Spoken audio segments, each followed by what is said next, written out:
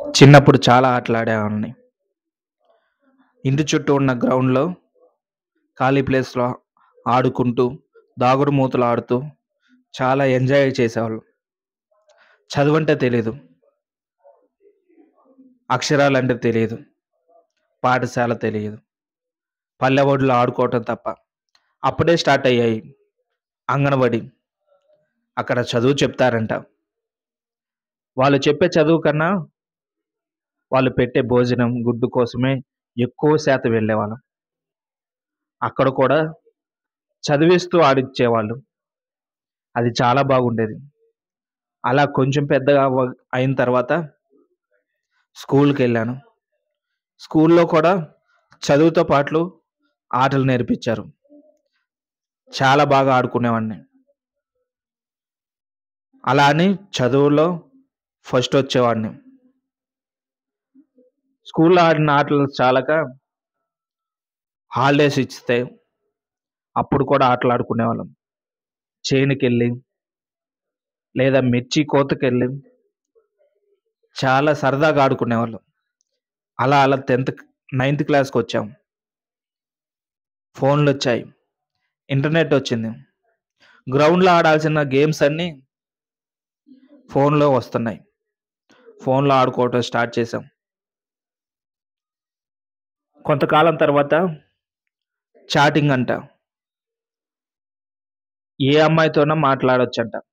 తెలియని అమ్మాయితో. క్లాస్‌మేట్ అమ్మాయితో మాట్లాడిన నేను ఎవరో తెలియని అమ్మాయితో బాగా మాట్లాడుతున్నాను. అలా 10థ్ క్లాస్‌లో తక్కువ మార్కులొచ్చాయి. ఇంటర్మీడియేట్‌లో జాయిన్ అయ్యాను. ఇంటర్మీడియేట్‌లో జాయిన్ అయిన తర్వాత రొమాన్స్, ప్రేమ ఇవి పరిచయమయ్యాయి. వాటి గురించి వీడియోస్ కూడా ఉంటాయంట. ఆ వీడియోస్ చూస్తూ ఒక అమ్మాయిని లవ్ చేశాను. డబ్బులు సంపాదించాలి కదా!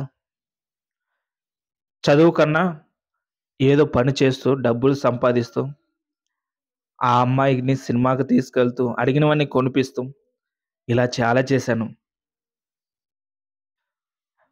లాస్ట్‌కి నాకంటే అందంగా ఉండే అబ్బాయిని చూసి తనతో వెళ్ళిపోయింది. సినిమాల్లో కార్లు, బంగ్లాలు చూసి నేను ఇలానే కట్టాలి, నేను ఇలానే ఉండాలి. నాకిష్టమైన అమ్మాయిని బాగా చూసుకోవాలనుకున్నాను. అలానే వీడియోస్ చూస్తూ ఉన్నాను.